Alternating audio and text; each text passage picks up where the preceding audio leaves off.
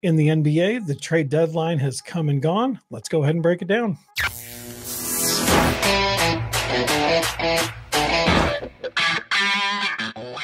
Yeah, let's go ahead and jump right into it. Let's go ahead and talk the trade deadline, shall we? Oh, yeah, it was a good one. It was a good one. It was a good one. Let's talk about the one that happened a few days ago. Let's talk about Simone Fontecchio.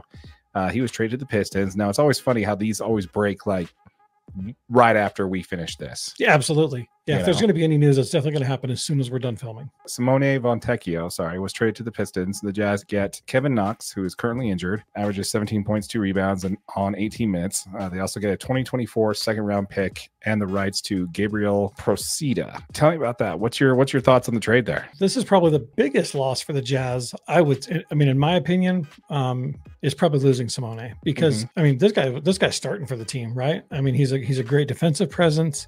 He's shooting 45% from the field. He's knocking down 39% of his threes, and he's shooting 80% from the free throw line. So Simone had a plus minus of 4.8, which of all the traded players is actually the only one that's positive. We'll talk about that more in just a second, but I mean, he put in 1,124 minutes for the Jazz this season, and that one hurts. Yeah. I think we picked up some players, right? I mean, we got some guys.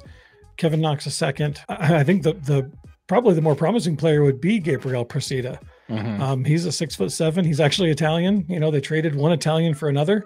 He's currently playing in Germany in the Euro League. Kind of one of those draft and stash players, right? Like he's one of those guys that you just kind of get his rights. You kind of wait for him to be ready. Let me ask you that. I feel like we gave up Fontecchio for almost nothing. We got a second-round draft pick, rights to Gabriel. Where's the value of this coming back to the Jazz at all? I think the Jazz were looking for that second-round pick, to be honest with you. I mean, you think they plucked Simone out of the European League. He'd been there for 10 seasons, right? Yeah, it's a 2-year deal that they signed with him. Yeah, I mean, so, you know, a team gets a player that has shown he grew his value this year in the minutes that he played with the Jazz. The Jazz are just trying to get an immediate return on investment into the minutes they put into him. So why wasn't he part of the long-term plan, though? That's my thought there. So obviously they decided that he wasn't part of the long-term plan. So was it one, just get his value up to trade him, or two, they didn't see enough value out of him to make him part of the long-term plans? I think it's probably a little bit of both. He got enough value so that they could trade him, and they saw him. He could probably fit with the Jazz long-term.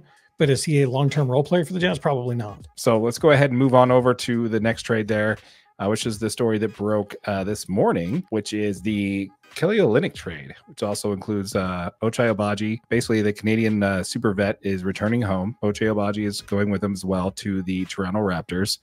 The Jazz receive Otto Porter Jr., currently hurt, on the final year of his 2-year deal. We get Kira Lewis Jr. and a first-round pick. What is your take on this trade? Well, the Kira Lewis Jr. is kind of an interesting one because, yeah, I mean, he's a 6'3" point guard. Everybody knows the Jazz need 0 point guards at this point, right? Like, he's going to be buried on the depth chart. He has been playing a lot of G League minutes. I think the Jazz are probably looking to assign him to a G League team. You know, obviously, with these trades, they're going to be needing to pull Taylor Hendricks out of the G League. So this could be kind of a G League signing, or a two-way deal kind of thing. Otto Porter's been around the league forever. He's an NBA champion. He stopped at Washington, Chicago, Orlando, Golden State, Toronto, now Utah. Like you said, he's hurt. He's a veteran guy. He's going to have some of that veteran leadership that'll help some of the replacement probably from KO. But this whole pick was centered around that first-round draft pick.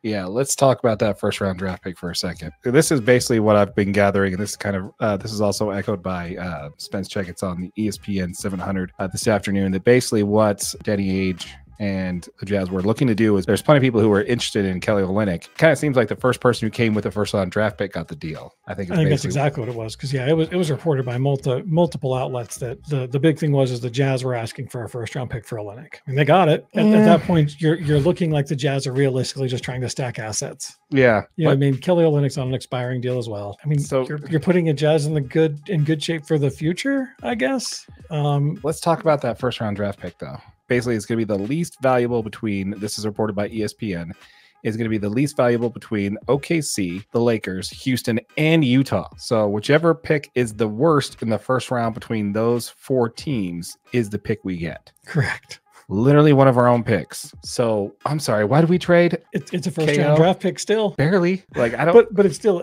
What's funny is the second round pick is projected to be like 32 overall. So you've got 2 picks in like 5 spots. As far as the Ochai Agbaji piece, that was the part I was a little surprised on. What do you think?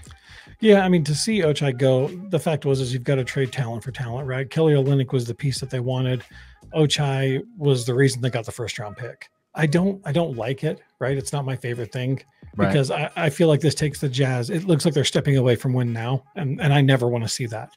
Like I'm a through and through Jazz fan. I want to win right now. I wanted the Jazz to keep Ochai just as much as the next guy did. I mean, I thought he was a tremendous young talent, but I agree. I mean, I think they could have given him a little bit more time, but I think they gave him a shot. I think that you've got to make a decision and either go with it or, make a move to continue gathering assets. And I think the Jazz obviously chose the latter. I think they didn't really give him opportunity. When he's averaging more than 20 minutes a game, he's shooting 38% from three, which is a key stat I think that they really didn't kind of look into a little bit more there. But with the emergence of Chris Dunn and how well he's played, and what we're getting out of Colin Sexton, when it comes to that. And you also got JC. I think you're just going to have to shore up your lineup a little bit more. You're going to have to, and the minutes that was going to go to him, you'd like to see Bryson Sensabaugh get some time with the big league. I'm curious to see who they have out on the floor. Yeah, it's going to be completely different. Taylor Hendricks is going to see some more minutes. The Jazz freed up 60 minutes a ball game with just trading KO. I got that.